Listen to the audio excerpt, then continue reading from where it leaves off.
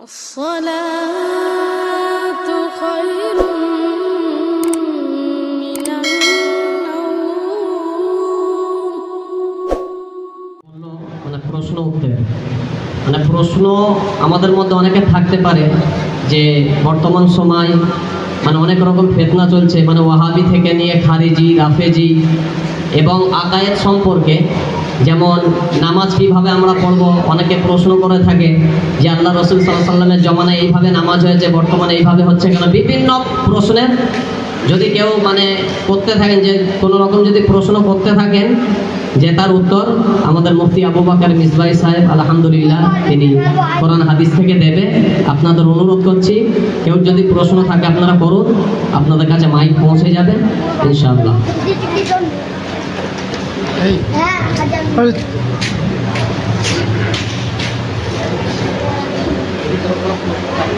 আসলে এই পরিবেশটা তৈরি নেই, তো অনেকে হয়তো লজ্জাবোধ করেন, কিন্তু পরিবেশটা তৈরি করার দরকার আছে। জলসা খালি শুধু বক্তব্য শুনে নেওয়া এটার নয়, আপনার জ্ঞান অর্জন করতে হবে। হ্যাঁ, হাত তুলুন, মাইকটা দিন। আসসালামু আলাইকুম। ওয়ালাইকুম আসসালাম। বলছি হুজুর, ইউটিউবে আমরা কয়েকটা সুন্নি আলেমদের ভিডিও দেখেছি, যারা নিজেদের ভিডিওর মধ্যে আলা হযরত আজিমুল বরকতের কিতাবের কয়েকটি ফতোয়াকে তুলে কোট করে ওনারা বলছেন যে কোনো গুমরা বা বাতিল ফিরকার জমিনা খাওয়া চলবে। বর্তমানে দেখতে পাওয়া যায় যে আমাদের এই মিডিয়া ব্রুজ বেল্টে নর্মালি সুন্নি ওয়াহাবি সব ধরনেরই মানুষ বসবাস করে। এবার একটা আম মানুষ আকীদার ব্যাপারটা তার জন্য অতটা স্পষ্ট হয়নি। কুরবানির সময় কি হয় যে তার বাড়ি থেকেও যখন মাংস আসে তখন বেশিরভাগ মানুষ সেটাকে মানা করতে পারে না, এই কারণে যে মানা করলে তার মনে আঘাত লাগবে। অথচ এটা জানে যে সেই গরুটা, যেই পশুটা উনি কুরবানির জন্য দিয়েছিলেন, সেটা কোনো একটা দেওবন্দি বা ওয়াহাবি আলেম জবাই করেছে। তো সেই গোশটা নেওয়াটা কি জায়েজ হবে? আর সেই গোশটা যদি না নেয় তো এখানে একটা ব্যাপার আছে, তার মনে আঘাত লাগবে।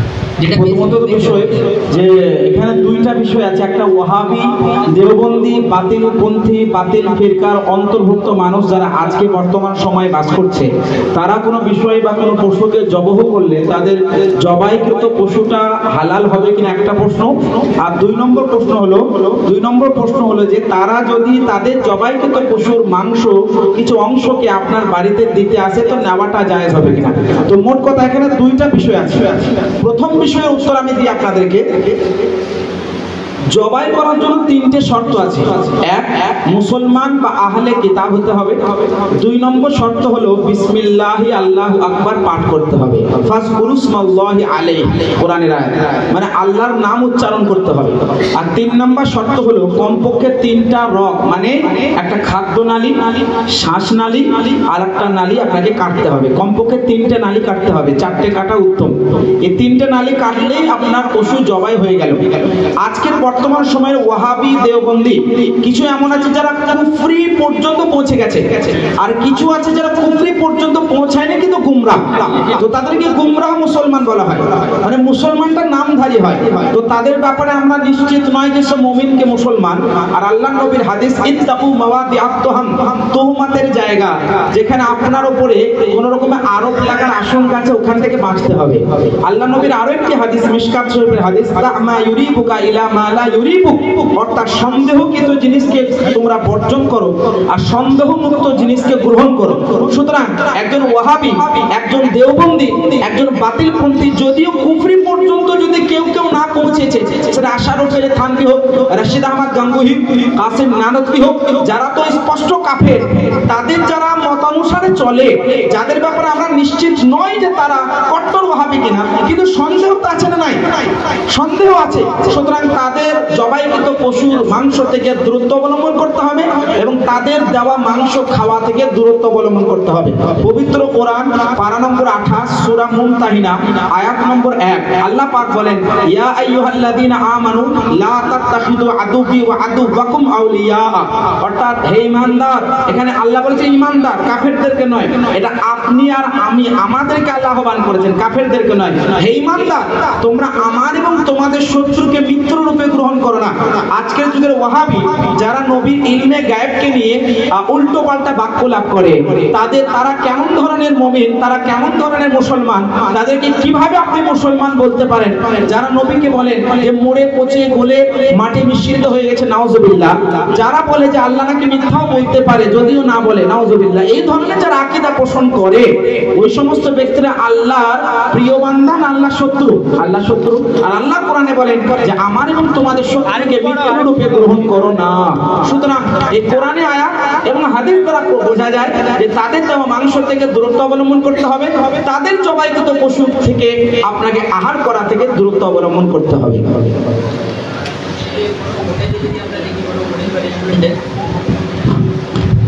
যে মাথায় টুপি দিয়ে রয়েছে প্রকাশ্যে, যেটা প্রকাশ্যে তাকে মুসলমান বলে মনে হচ্ছে, এবার সেখানে সেই পশুটাকে কে জবাই করেছে সেটা আর কেউ দেখে না। নর্মালি মানুষ এটা দেখে যে মুসলমানের দোকান তো গিয়ে সেই হোটেলে গরুর গোশত বা যে কোনো জিনিসের মাংস খাওয়া শুরু করে দেয়।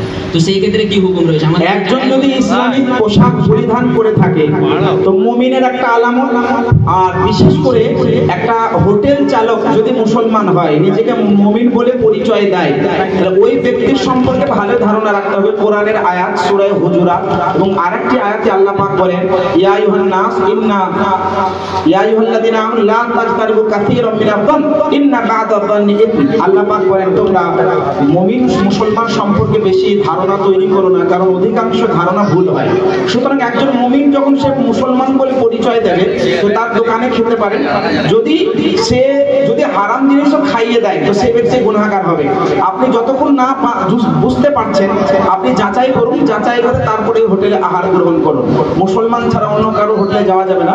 এরই পরিপ্রেক্ষিতে আর একটা বিষয় স্পষ্ট করে যে আমাদের যুব সম্প্রদায় বর্তমান সময়ে কি করে, বিভিন্ন ফাস্ট ফুড বিভিন্ন জায়গায় যেগুলোতে আপনার ঠেলাতে বিক্রি হয়, সে যে চিকেনের কোনো বিষয় হলো বা সেটা আপনার বার্গার হলো বা স্যান্ডউইচ হলো, এই ধরনের অনেক চিকেনের আইটেম বিক্রি হয়। তো এই হিন্দু দোকান থেকে ক্রয় করে খায়। কেমন ধরনের মুমিন রে ভাই?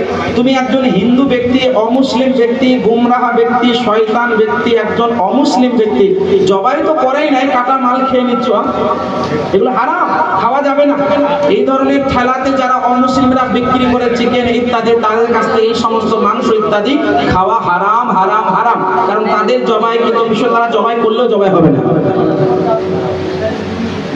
সুতরাং ধারণা যদি হয় মুসলমান তো খেতে পারেন, যদি সন্দেহ হয় দূরত্ব অবলম্বন করুন।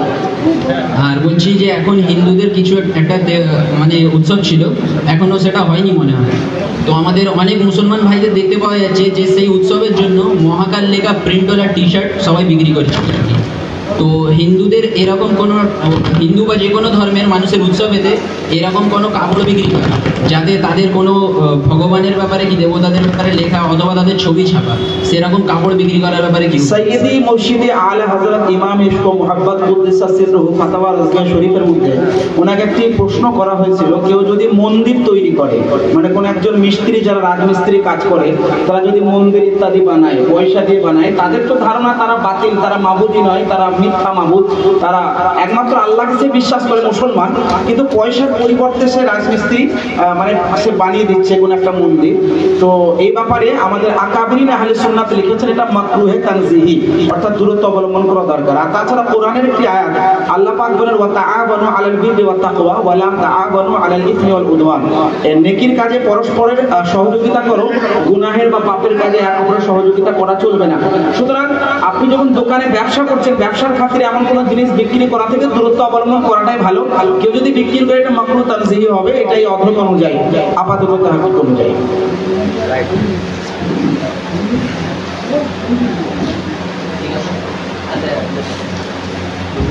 জি হযরত, বলছি একজন ভাই উনি প্রশ্ন করলো, মানে মাইকে উঠতে যাচ্ছেন, আমি বলছি যেমন ফজরে জামাত শুরু হয়ে গেলে মুসল্লিরা তারা মানে অনেকে গিয়ে সুন্নত পড়ে, যে আমরা ফজরের জামাতটা ধরবো না মানে সুন্নতটা আদায় করবো, উনি মানে ওটাই বলতে চাচ্ছে যে কি হবে বা সুন্নতটা কখন পড়বে, এটা একটু বিস্তারিতভাবে বুঝিয়ে দিলে ভালো হয়। মালিকি মাযহাবের একটি কিতাব আল্লামা ইবনে আব্দুল বার আল ইস্তিসকার নামক কিতাবের মধ্যে হানাফি মাযহাবের কিছু মশলাকে ওখানে নিয়ে এসেছেন।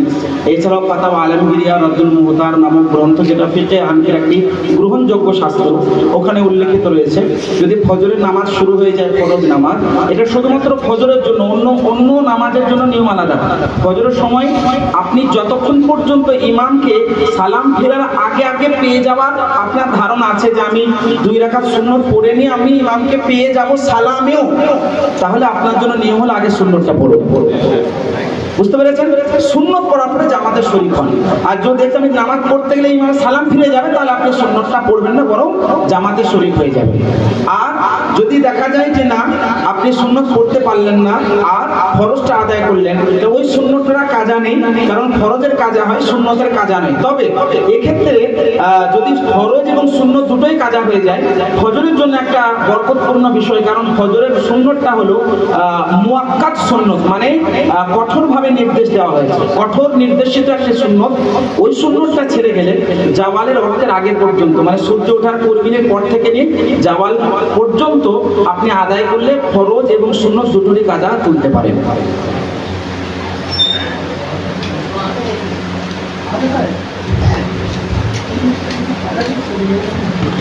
আরো মুকাররিনে কিরাম রয়েছেন, হয়তো আমি সংক্ষিপ্তভাবে আপনাদের প্রশ্ন নিয়ে বা বক্তব্য ঘটাবো।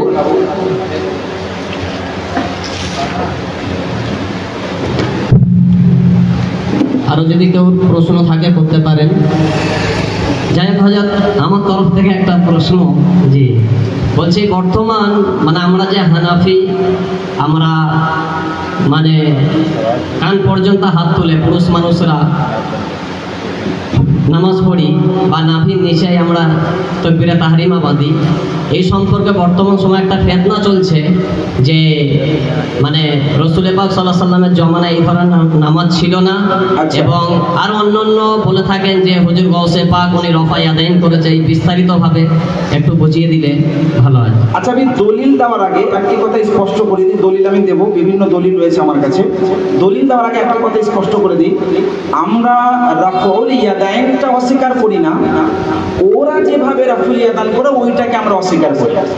রাফা মানে উঠানো, ইয়াদাইন মানে 2 হাত, তো 2 হাত উঠানোকে আমরা কি অস্বীকার করি? রাফুল ইয়াদাইনকে মানে হাতও উঠানা, তো হাতও উঠানা আমরা ধরি ইনকার করতে, কিন্তু উঠাতে, তো রাফুল ইয়াদাইন আমরা অস্বীকার করি না, রাফুল ইয়াদাইন আছে। এবার রাফুল ইয়াদাইন কয়বার আছে, এটা প্রথম প্রশ্ন। ওরা কি করে? তাকবীরে তাহরিমার সময় হাত তোলে, রুকুতে যাওয়ার আগে হাত তোলে, ওঠার আগে হাত তোলে, সাজদায় থেকে ওঠার পরে আবার হাত তোলে। 1 রাকাতে 3 বার, 3 4 12 বার রাফুল ইয়াদাইন করে। আমি 10 বারই বললাম। আমি চ্যালেঞ্জ করছি ইউসুফ শাহ রহমতুল্লাহ আলাইহির মাদার শরীফে, আমি একজন গোলামী ইউসুফ শাহ রহমতুল্লাহ আলাইহি হয়ে আমি চ্যালেঞ্জ করছি সমস্ত ওয়াহাবি আহলুল হাদিসের সমস্ত উলামায়ে কেরামদেরকে চ্যালেঞ্জ করছি, 12 বার বা 10 বার তোমরা জয়বার রাফুল ইয়াদাইন হাত করো, জয়বার হাত তুলো, এটা হুবহু হাদিসে দেখাও। কোন হাদিসে এতবার রাফুল ইয়াদাইন নাই এতবার। বুঝতে পেরেছেন? 2 নম্বর উত্তর শুনুন, 2 নম্বর সহজ উত্তর যেটা মনে রাখবেন, হ্যাঁ রাফুল ইয়াদাইন এক জামানায় ছিল, রাফুল ইয়াদাইন এক জামানায় ছিল। আল্লাহ রাসূল সাল্লাল্লাহু আলাইহি ওয়াসাল্লাম পরবর্তীতে ওই আমলটাকে মানসুখ করেছেন। কি করেছেন? পরবর্তীতে মানসুখ বলতে এটা আবার অনেকে বলে মানসুখ তো বলেনি কেউ, ইমাম আযম আবু হানিফা রাহমাতুল্লাহ আলাইহি তো মানসুখ বলেনি, অমুক তো মানসুখ বলেনি। মানসুখ কি বলতে হয়, যেটা মানসুখ আমল দ্বারা তো প্রমাণ হয়ে যায় না। আমি একটা হাদিস, সমস্ত দলিল আমার কাছে সময় নেব না বলে আমি একটি দলিল আপনাদেরকে বলে দিই। হযরত আব্দুল্লাহ ইবনে জুবাইর রাদিয়াল্লাহু তাআলা আনহুমা উনি বয়ান করেন যে আল্লাহর রাসূল সাল্লাল্লাহু আলাইহি ওয়াসাল্লাম একজন সাহাবীকে নামাজ পড়তে দেখলেন, উনি কি করছিলেন? বারবার হাত তুলছিলেন। আল্লাহ নবী বলেন, মালি আরাকুম রাফি'i আইদিকুম কাআন্নাহা আদনাবু খায়র।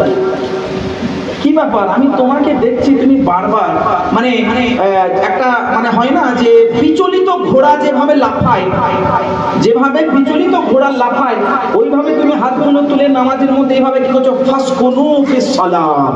আল্লাহ নবী বলেন, নামাজ তুমি সুকুনের সাথে এবং নীরবের সাথে এবং নামাজকে তুমি শান্তিপূর্ণভাবে আদায় করবে। এই হাদিসে কি প্রমাণ হলো? যে বারবার হাত তোলা প্রমাণ হলো? বরং আল্লাহ নবী এটাই বলতে চাইলেন শান্তিপূর্ণভাবে তাকবীরে তাহরিমা বাঁধো, বাস তারপর তুমি শান্তিপূর্ণভাবে কি করো, নামাজ আদায় করো। সুতরাং যারা বারবার বলে যে রাফউল ইয়াদাইন, হাদিস শরীফের মধ্যে আছে রাফউল ইয়াদাইনকে কেউ অস্বীকার করতে পারবে না, রাফউল ইয়াদাইন মানতেই হবে ইত্যাদি ইত্যাদি যারা বলে, তাদের জন্য বলবো না, রাফউল ইয়াদাইনকে মানতেই হবে না, রাফউল ইয়াদাইন করা যাবে না। এর ব্যাপারে অনেক দলিল আছে, আমি যেহেতু দলিলের নাম নিয়ে নিলাম, কয়েকটি হাদিস আপনার সামনে পেশ করছি। সহিহুল বুখারী, বুখারী শরীফের একটি হাদিস, এই হাদিসটা বুখারী শরীফের 6667 নম্বর হাদিস। আল্লাহর রাসূল সাল্লাল্লাহু আলাইহি সাল্লামের একটি হাদিস রয়েছে, আল্লাহর রাসূল সাল্লাল্লাহু আলাইহি সাল্লামের সম্পূর্ণ নামাজটাকে বয়ান করা হয়েছে। হযরত আব্দুল্লাহ ইবনে উমর, হযরত সাঈদ বিন সাঈদ, হযরত আবু হুরায়রা রাদিয়াল্লাহু আনহু থেকে বর্ণিত, আন্না রাজুলান দাখালাল মাসজিদা ইউসাল্লি, আল্লাহর নবীর একজন সাহাবী মসজিদে দাখিল হলেন, নামাজ পড়লেন। ওয়া রাসূলুল্লাহ সাল্লাল্লাহু আলাইহি ওয়াসাল্লাম ফি নাহিয়াতিল মসজিদ, আল্লাহ নবী মসজিদের এক পাশে এক কিনারে বিদ্যমান ছিলেন। ফাজা, আল্লাহ নবী তাশরিফ আনলেন, ফাসাল্লামা আলাইহি, এবং আল্লাহ রাসূল সাল্লাল্লাহু আলাইহি ওয়াসাল্লাম তাকে সালাম পেশ করলেন। ফাকালা লাহু, আল্লাহ নবী তাকে বললেন, ইরজি' ফালিসাল্লি ফাইন্নাকা লাম তুসাল্লি, আল্লাহ নবী বললেন যাও গিয়ে আরেকবার তুমি নামাজ পড়ো। কি করেন আল্লাহ নবী, যাও গিয়ে আরেকবার তুমি নামাজ পড়ো। কেন? ফাইল্লাম তুসাল্লি, তোমার নামাজ হয়নি, তোমার নামাজ হয় নাই। ফারাজা ফাসাল্লা, ওই ব্যক্তি চলে গেল, আবার গিয়ে আবার পুনরায় সে ব্যক্তি নামাজ পড়লো। সুম্মা সাল্লামা, আল্লাহ নবী সে ব্যক্তি যখন সালাম ফিরলো, ফাকাল ওয়া আলাইকা, আল্লাহ নবী বলেন ইরজি' ফাসাল্লি ফাইন্নাকা লাম তুসাল্লি, যাও গিয়ে আবার নামাজ পড়ো, তোমার নামাজ হয়নি। ফাকালা ফিসালিসা, তৃতীয়বারে ওই সাহাবী বলেন ফাআলামানি, আল্লাহর নবী আমাকে নামাজটা শিখিয়ে দিলেন। বল, আল্লাহ নবী বলেন ইদা কুমতা ইলা সালাহ, যখন তুমি নামাজের জন্য দাঁড়াবে, ফাসগিল উযুআ, ভালো করে উযু করবে, সুম্মাস্তাকবিল কিবলাতা, কিবলামুখী হবে, ফাকাব্বিরু, তাকবীর দেবে, ওয়াকরা বিমা তায়াসসারা মাআকা মিনাল কুরআন, কুরআন থেকে যেটা পড়া সহজ হবে সেটা তুমি পড়বে। সুম্মারকা, একবার রুকুতে যাবে, হাত্তা তাতমাইন্না রাকিআ, এবং ভালোভাবে পুরসুকুন হয়ে শান্তিপূর্ণভাবে রুকু করবে। সুম্মার ফারাসাক, নিজের মাথাটাকে তুলবে, হাত্তা তাতাদিলা কাইমান, এবং সম্পূর্ণভাবে দাঁড়িয়ে যাবে। সুম্মা সাজাদা, সুম্মা সুজুদ, তুমি সাজদায় চলে যাবে, হাত্তা তাতমাইন্না সাজিদা, খুব সুন্দরভাবে সাজদা করবে। সুম্মার ফা, এবং তারপরে মাথাটা তুলবে, হাত্তা তাস্তাবি, এবং বরাবরভাবে বসে যাবে। ওয়া তাতমাইন, হাত্তা তাতমাইন্না, আল্লাহ নবী বলেন বরাবরভাবে বসে যাবে, তাতমাইন্না জালিসা, খুব ভালোভাবে বসে যাবে। সুম্মা সুজুদ, আবার পুনরায় সাজদায় যাবে, হাত্তা তাতমাইন্না সাজিদা, ভালোভাবে সাজদা করবে। সুম্মা ফা, আবার মাথাটাকে তুলবে, হাত্তা তাস্তাবিয়া কায়মান, ভালোভাবে দাঁড়িয়ে যাবে। সুম্মা আল যালিকা ফি সালাতিকা কুল্লাহ, যখন তুমি এই সমস্ত কাজগুলো করে নেবে তোমার নামাজ হয়ে যাবে। আমি বলি হাদিসটা মুসলিম শরীফের মধ্যে রয়েছে, এটা বুখারী শরীফের হাদিস, এটা বুখারী শরীফের হাদিস। ইমাম বুখারী হাদিসটাকে এনেছেন। এই বুখারী শরীফের হাদিস দ্বারা কি প্রমাণ পেলেন? আল্লাহ নবী একজন সাহাবী রাফা আদান করছিলেন, আল্লাহ নবী বলেন সুম্মারজি সাল্লি ফাইন্নাকা লাম তুসাল্লি, তুমি যাও নামাজ পড়ো, তোমার নামাজ হয় নাই। আল্লাহ নবী বলে দিলেন যে নামাজটা এইভাবে হবে, বা যাই করছিলেন আমি মেনে নিলাম রাফা আদান করছিল না, কিন্তু আল্লাহর রাসূল সাল্লাল্লাহু আলাইহি সাল্লাম ওই সাহাবীকে নামাজটা শেখালেন কি করে, পুরো এক রাকাতকে বলে দিলাম হাদিসে। আল্লাহ নবী বলেন দাঁড়াও, তাকবীর বাঁধো, কোরআন পড়ো, ভালোভাবে রুকুতে যাও, ভালোভাবে উঠো, ভালোভাবে সাজদায় যাও, ভালোভাবে বসো, আবার সাজদায় যাও, আবার উঠে যাও। কোন জায়গায় রাফা আদান পেলেন? এখানে এই হাদিসে কোন জায়গায় রাফা আদান পেলেন? তো এটা বুখারী শরীফের হাদিস নম্বর 6667। মনে রাখবেন, এই হাদিস থেকে স্পষ্ট ভাবে প্রমাণ হয় আল্লাহ নবী নিজে সাহাবীকে শিক্ষা দিচ্ছেন নামাজের, ওখানে রাফা আদান নেই। তো যারা রাফা আদান প্রমাণ করছে, আরে বেটা প্রমাণ কর, 10 বার রাফা আদান কোথায় আছে, 12 বার রাফা আদান কোথায় আছে? রুকুতে যাওয়ার সময় হাত তুলছে, রুকুতে ওঠার সময় হাত তুলছে, সাজদা থেকে ওঠার সময় হাত তুলছে, কোথায় আছে? এই হাদিসের বিরোধিতা করলো না? 6667 নম্বর হাদিসের বিরোধিতা হলো না? এরকম আমার কাছে 50 খানা দলিল ভরা আছে যেখানে রাফা আদান কেউ করেন নাই, আল্লাহর নবী করেন নাই, সাহাবীরা করেন নাই, আম্মে কেরাম করেন নাই। ইমাম আযম আবু হানিফা রাহমাতুল্লাহ আলাইহি যে মাসলা পেশ করেছেন, এটা বিশুদ্ধ, এটা সঠিক, এটাই আল্লাহর নবীর পরের আমল, এটা আমাদের জন্য আমলযোগ্য। আশা করি